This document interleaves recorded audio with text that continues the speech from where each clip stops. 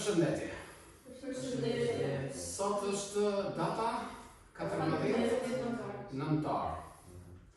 Neve bashkë me prindrit tuaj kemi bërë me prindrit tuaj dhe me prindrit që kanë qenë këtu, po edhe me nxënësit që kanë qenë më përpara në shkollën Ulla Shkronjave, kemi bërë një kërkesë për presidentin e Republikës në mënyrë që të kthejë përsëri në parlament ligjin për barazinë gjinore.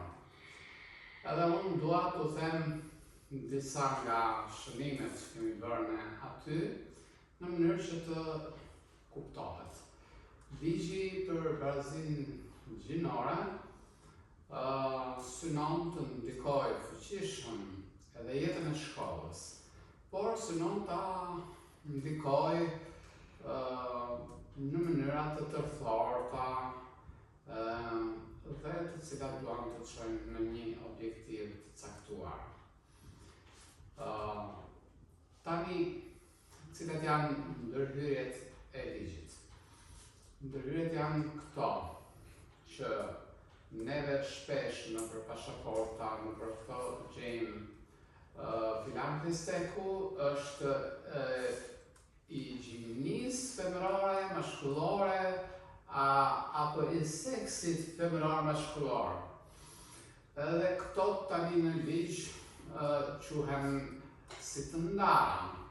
Dhe kështu koncepti gjini nuk ka kuptimin vetëm të femër mashkull, në kuptimin si të lindur biologjikisht, por ka kuptimin edhe të gjitha sjelljeve të tua në kuptimin femëror apo mashkullor. Kjo për ne është ngatruese. Ngatruese po flasim, pra do të thotë që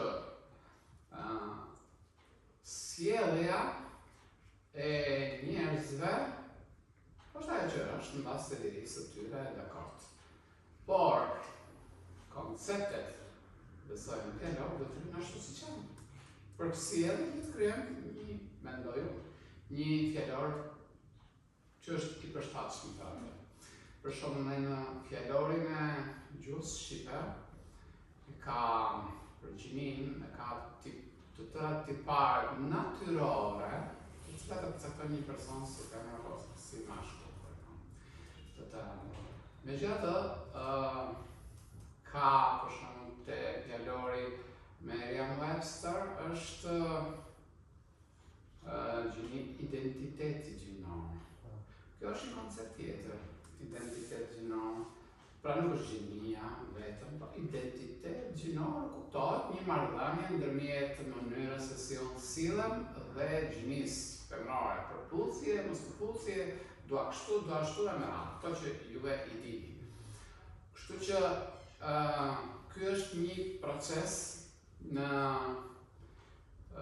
fërkimi midis kuptimeve dhe a duhet kështu apo jo kështu. Kështu që për këtë ka një konflikt.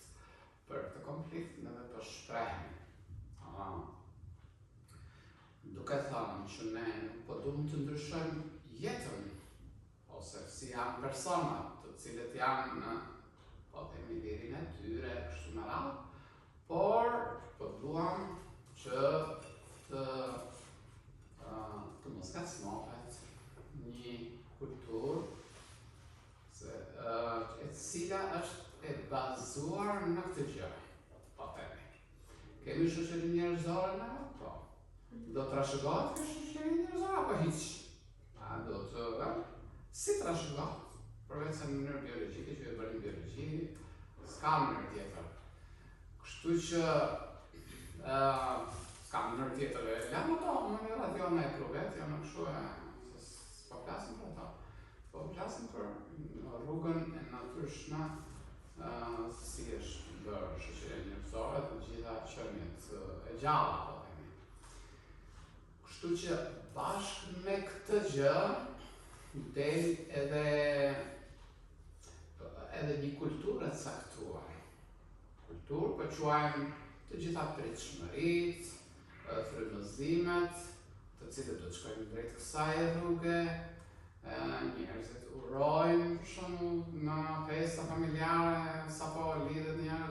bashkëblohemi, ta themi në trashëgoni apo hiç, mos ta themi. Kështu që kjo quhet pjesë e kulturës, pastaj këngët janë bërë kështu, vallet janë bërë kështu, Napoleoni është bërë kështu, do përse një djalë ose pikturat janë kështu. Kështu që gjithë kjo quhet kulturë. Tani, një vërejtje është për shembull që në ligj është përcaktuar te përkufizimet gjuha me ndjeshmëri gjinore. Gjuha me ndjeshmëri gjinore, kjo është, do të thotë, është kjo mirë apo keq? Do të thonë për ligjin është që kështu duhet jetë. Pra gjuha do ta rrugojmë gjuhën, thotë. Po si është një gjuhë me ndjeshmëri gjinore? Se ne s'kemi pasur problem me ndjeshmëri gjinore. Merret vesh, gjuha jonë është djali, vajza, martesa, nusja, dhëndri, ç'të themi këto. Kjo është gjuha. Mirë po, në qoftë se kjo do të quhet se prek dikë që s'është në këtë linjë, kjo quhet gjuhë pa ndjeshmëri gjinore pastaj. Domethënë se fillon edhe rritet sasia e gjinive, do të thotë, nuk kemi dy gjini, kemi më shumë gjini. Po sa kemi? Jo, më shumë. Kjo s'është më kjo. Nuk mund të është. Qik po? Që njerëzit kanë shumë të ndryshme për të shprehur gjinin e tyre.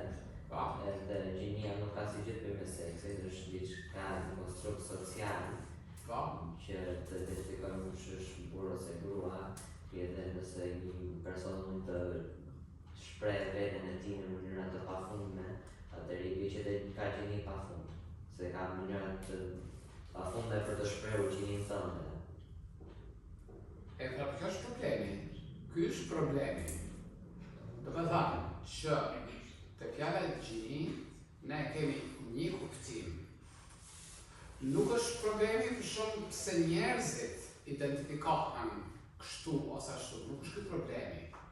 Nuk po themi atë që jo, mos bëj kështu ti. Nuk është kjo. Është tani kur të vim, do të lëm ty të lirë? Po. Gjërsa ti je lirë, gjithë të jenë të lirë. Jo, erdha dhe unë tani, juve të tjerë do ta mbyllim kohën me ato që keni për deri më sot, një 1000 vjet e kështu. Se erdha unë me kulturën time dhe do të instalova. Kjo nuk është, mendoj, në rregull. Kështu që në atë letrën që ne kemi shkruar, kemi thënë, ne nuk është se po mbrojmë një kulturë. Një mbrojtje është, po që flasim që po mbrojmë lirinë e kulturave. Në kuptimin, nuk mundet të thuhet me anë të ligjit, tani këtej tutje ju do bëni kështu. Do silleni kështu. Bëhet me ligj, ta. Bëhet me kulturë, me më shumë lexime, me më shumë libra, po nuk mund të thuhet tani në ligj do flisim kështu ose do flisim ashtu. Kjo është një vërejtje. Tani ky është problemi që në një faqe interneti medicine.net ishte njëri që thoshte shiko se po thonë që ka 72 variante. Gjinish, mënyrash të konceptuarit të personave. Nuk po thot njëri se ndallojnë nuancat, për shembull kështu. Bëj që duash, do të thonë ndjej që duash, bëj që duash. Po kur flasim për gjërat që janë merre dhe emrin tënd, edhe dakor, flasim për atë emrin tënd. Gjinin lëre të paprekur. Fjalën gjini, konceptin gjini. Në mënyrë që të mos se ju e dini për shumë e përnim fjallor, të gjusë shqipe, për shumë në gjuhën shqipe, homonimet. Homonimet janë fjalë me kuptime të ndryshme, koncepte të ndryshme, por që thua një lloj. Atëherë i bie që neve të kemi edhe këtë kuptimin, edhe kjo e rëndas situatën, fillon shumë nga tresat. Dihet që homonimet janë një burim humori, burim më shumë pse, sepse ti e ke për një kuptim, ndërkohë situata është për tjetër gjë, edhe kështu me radhë. Kështu që kjo është një gjë. Një pikë e debatit. Tani ligji quhet ligji i barazisë gjinore. Neve me këtë kryesisht kuptojmë barazinë midis burrit dhe gruas, për shembull në të drejta, në akses, dikur për shembull gratë nuk kishin vota, dhe tani votojnë, ose ta zënë shumica e parlamentit është më shumë e burra e shumë e radhë, dhe kuotat gjinore, këto janë në rregull. Domethënë përpjekje e barazisë midis burrit dhe gruas në të drejta. Ka dhe për shembull barazi që është negative në ndaj burrave. Për shembull, në arsim dihet që ka më shumë gra se burra, po ka shumë më tepër gra. Do thënë mund të jenë në gra në qytet Tiranës ndoshta 90%.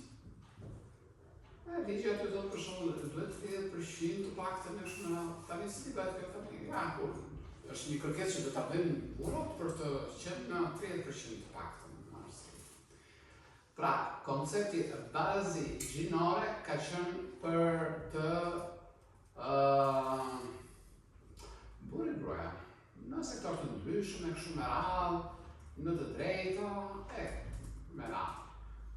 Tani nëse fjala gjini ndryshohet, nuk është dy gjini, por nuk e dim se sa gjini, se nuk më thuash, ndërkohë që një faqe interneti e thot 72 gjini, barazinë ku do bëjmë? Të 72-ve. Atëherë, në qoftë se ti do të bësh barazinë e 72 gjinive, po themi, atëherë që ta bëjmë barazimin tamam, i bie ti pyesin njerëzit, mirë po që në çastin që ti i pyet njerëzit, a është në rregull ta pyesësh njëri? Nuk është në rregull. Unë nuk do të rrit mendoj për këtë gjë. Ne si jemi të ngacmuar në këtë gjë.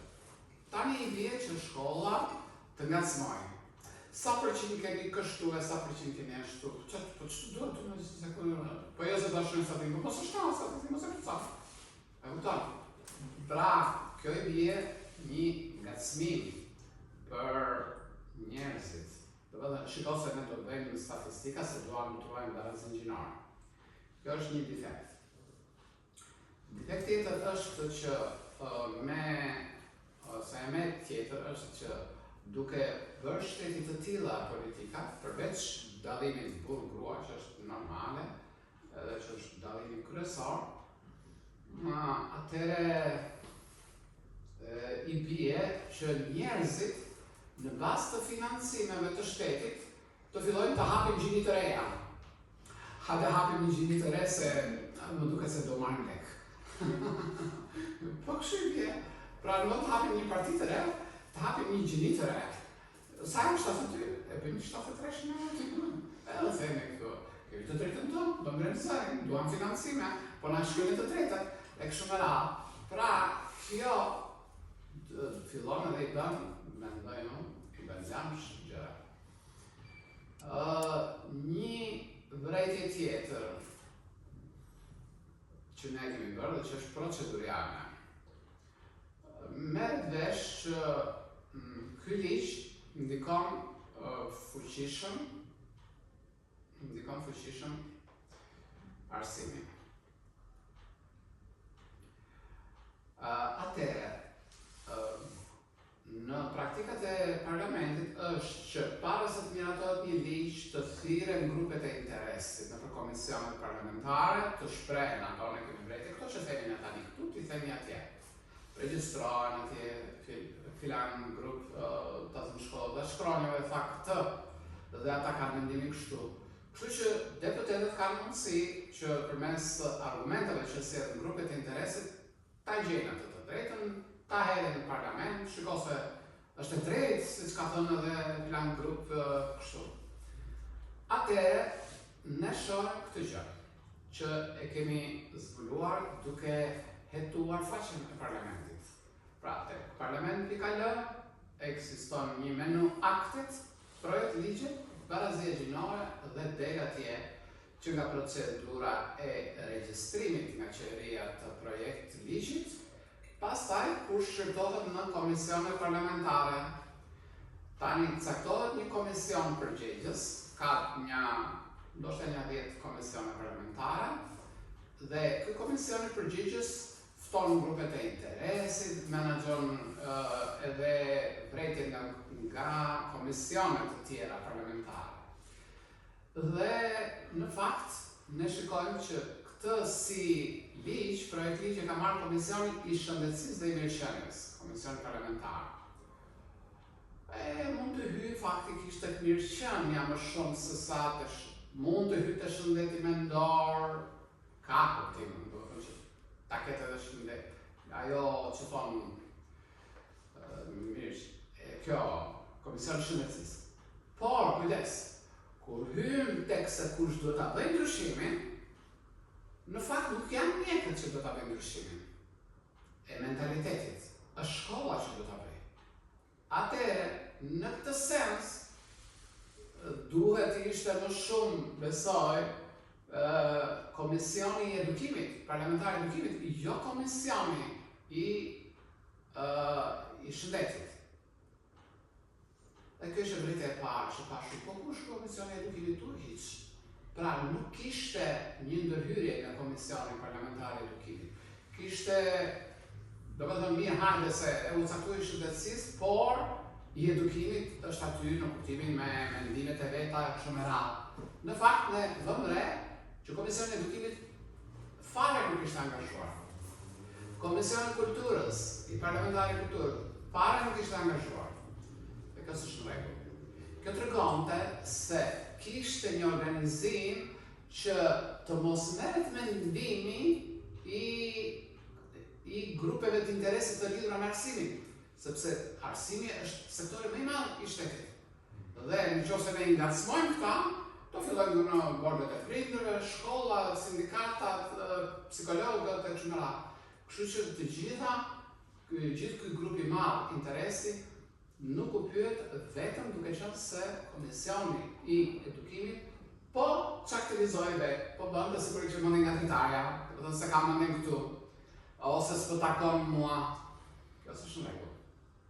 Kjo është sjellje, po të quajmë tillzare, dhe para kjo. Do të thënë që unë dua që ju ta miratoni dhe unë po bëj sikur s'kam lidhje me këtë. Edhe kjo është një rrethje thelbësore e jona. Dhe i kemi sjell shembuj në që thonë të letrat që kemi dërguar, se si brenda ligjit ka përcaktime tepërfuqishme që sektori i arsimit do ta bëjë, do të ndryshojnë kurrikula, do të ndryshojnë tekstet mësimore. Për shembull, ti varfërojmë ato. Para 2 vjetësh unë kam bërë një artikull lidhur me një kapak që e ka pasur klasa e 3, kapak i gjuhës shqipe. Lidhur me një kështu, e kështu për me ngjyra, me berë, me kështu, po kapaka. Mere vesh, pse, kur e thonë. Edhe brejtët e mija ishin që ti po bën diçka përfaqësuese, po i nxit personazhet të mendojnë. Nëse është brenda diku, brenda në një kontekst, një tregimi, e në kas, dakord. Nëse ti e bën përfaqësuese diçka, kjo është problem. Me këtë thjesht do të sjell shembullin që tekstet mësimore janë të afta të fillojnë të ndryshojnë situatën. Dhe kjo nuk po themi se duhet bërë kështu si ne, apo si çdo pala tjetër. Ama jam dakord që këtu është një punë e madhe, një punë e rëndësishme, një punë që nuk mund të anashkalohet pa u bërë seriozisht mirë. Cila është seriozisht mirë? Seriozisht mirë që është ati do ndërhysh në çdo shkollë, në çdo qytet, në çdo fshat, në çdo qytet, në çdo tekst mësimor, nga 5 vjeç deri në sa dal në universitet, kështu me radhë, shumë. Atëherë me që shumë, pritja. Do ta bëjmë me kujdes të punë. Atëherë si duhet bërë me kujdes? Po, jepja ligjin shkollave, ta shikojmë çfarë vërejtësh kemi, Blidhet shkolla Shkronja, blidhet shkolla Fanoli, blidhet shkolla tjetër dhe shkolla Kuqe, edhe pa mendimet e tyre, ne duam të kjo mund bëhet kështu, kjo mund bëhet kështu. Po? Logjika e kësaj është që kur një person din, ai nuk din me normat e shoqërisë të enkoduara në trurin e tij. Kështu që prandaj duhet të mësojnë fëmijët që çfarë është norma. Po i mësojmë që norma është që ka 72 edhe të gjitha në drejt. Prandaj duhet të mësojmë ata që ta dinë të vërtetë se një njeri nuk lind me opinione, ati krijohen opinione. Po patjetër. Kështu që shkolla është që Po pra i krijohen norma. Atëre, në qoftë se i krijohen në kot, po sigurisht i krijohen. Në qoftë se i krijohen, kush do ta vendosi t'ia krijojë ati? Do të vendosësh ti, unë, edhe të dy kemi pikpamje të kundërta. Si dhe, kush do ta zë atë krijimin? Mendo kështu apo mendo ashtu? Ju e dini për shembull që në Amerikë ka pasur debate për këtë, tani Trump i thotë duhet bëhet kështu, edhe vendos unë, kur e thonë ata të tjerë thoshin kështu e me radhë. Pra kishim një konflikt. Edhe e kemi, edhe tani thonë Trump i vendosi kështu, bëri këtë kështu. Atëherë, kush e vendos këtë? Duhet ta vendosim të gjithë, sepse nuk mundet ta vendosësh ti. Unë kam shtetin, kam ligjin, kam fuqinë, edhe ta bëj kështu. Nuk mundet. Mund ta udhëheqësh, po do ta udhëheqësh me ndeshmëri, me pakëndshmëri dhe me shumë seriozitet. Njerëzit duhet të diskutojnë. Edhe diskutojnë. Themi që është kështu, themi që është kështu. Afron. Gjatë rrugës ikin sa e po mirë hajse po e lëmë ashtu se thoni juve, vetëm që kam këtë merak. Këto duhen shoqëritur. Shoqëritje në nivelin e shkollave, në nivelin e instituteve shkencore, gjithë popullsisë, kur i thonë të medjave, kështu me radhë. Nuk mund të thuash tani, ne jemi të zgjuar, ju nuk jeni aq të zgjuar, po ne jemi ne këtë se e bëjmë vetë me këtu. Sa si jemi të zgjuar ne? Apo? Kjo s'është në rregull. Kështu që anash pasaj, në qoftë se ti do të bësh barazin gjinore dhe shkel barazin e qytetarëve për të shprehur, kjo saktësisht është një punë jo e mirë. Edhe nuk fryn erë ndeshmëria. Nëse ti nuk fryn erë ndeshmëria kur ti miraton ligjin, që të marrësh mendimet e të gjithëve, atëherë presun ti që të kesh në një ide të mirë ti për ndeshmërinë edhe për barazin e njerëzve.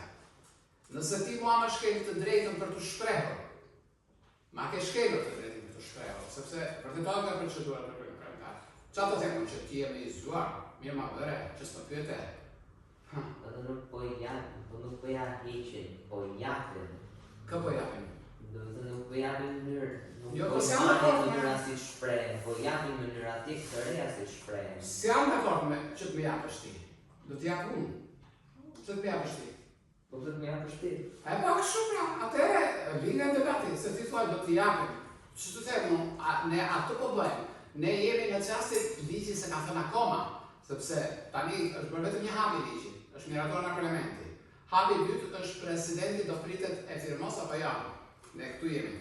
E kam përgati letrën unë, këto janë sqarimet të përmbajtjes letrës. Edhe po që jo kam mundin, aty që ka firmosur. Kush e ka firmosur? Mirë, kush e ka firmosur? S'kam shpjegoj. Ne jemi për atë që ka firmosur. Atëherë, pra, neve duhet të shprehemi, po i dërgojmë parlamentin, si jemi vetëm ne, dhe të tjerë do t'i çojmë. Tani, një problem tjetër. Shikojmë grupet e interesit të kusheshëm. Grupe fetare. Edhe i keni parë në televizor juve që thonë ata, zoti thotë kështu, nuk thotë kështu, e me radhë. Si që kanë të pikpamjet e tyre. Edhe sigurisht që kanë të drejtën e tyre për të folur. Mirë po, shteti ka dy anë. Një që quhet shkolla laike quhet ku nuk është që udhëhiqet nga feja, ose nga institucionet fetare. Edhe institucionet fetare që na presin nga shkolla, mirë se erdhe, në fenë tonë. Po, të dyja palët kanë të drejtat e tyre për të shprehur. edhe ne nuk po themi pse ato shprehen, do të shprehen, se në fundi edhe kam sjell shumë argumenta pozitiv me këtë gjë.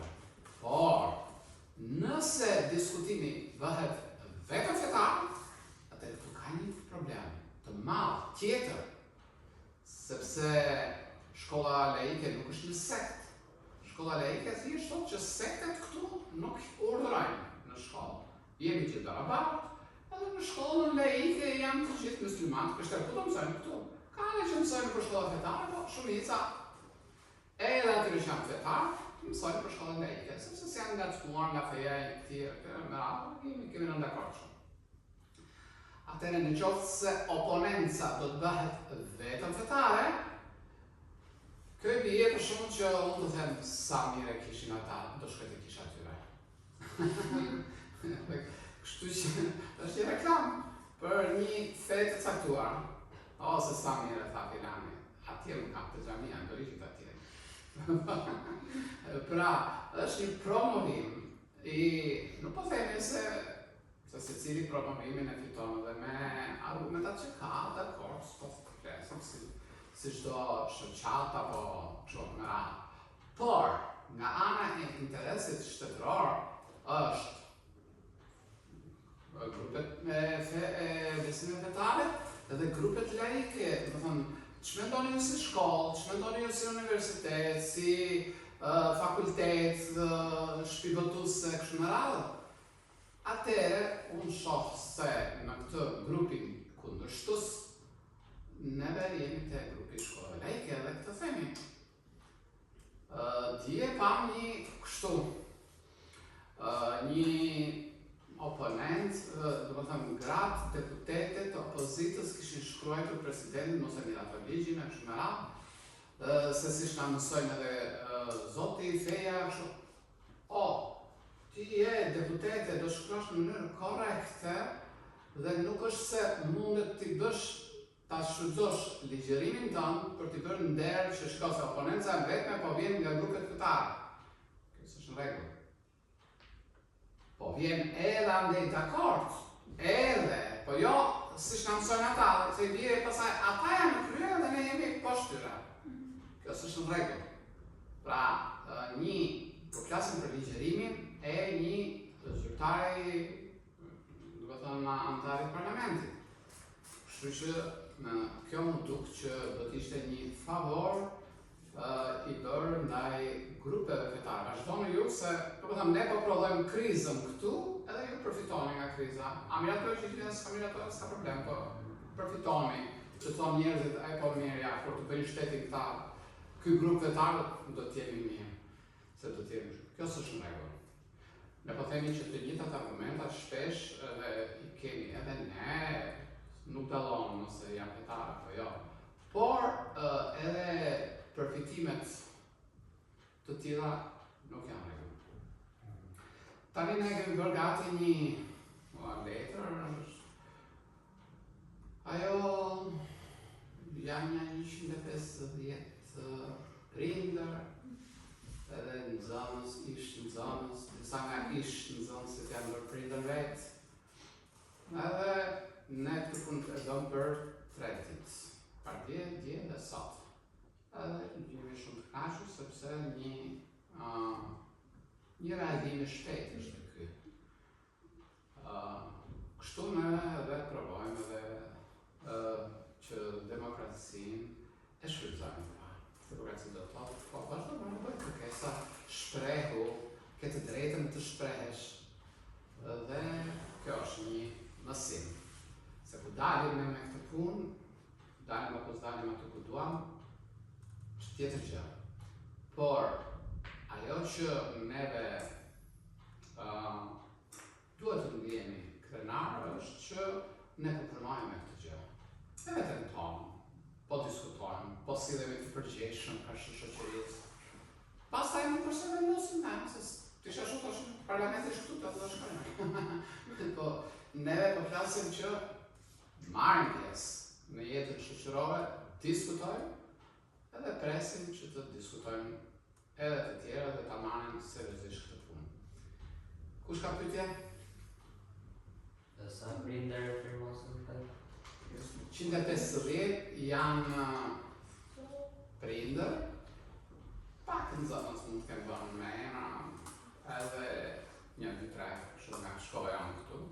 Pjesa tjetër janë që janë të rritur, po e kemi shkruajtur aty, ish në zonës. Edhe prindërit e tyre, edhe ajo që vëreu më për shumë që po të izësh me familje, mund t'jenë 66 familje këtu.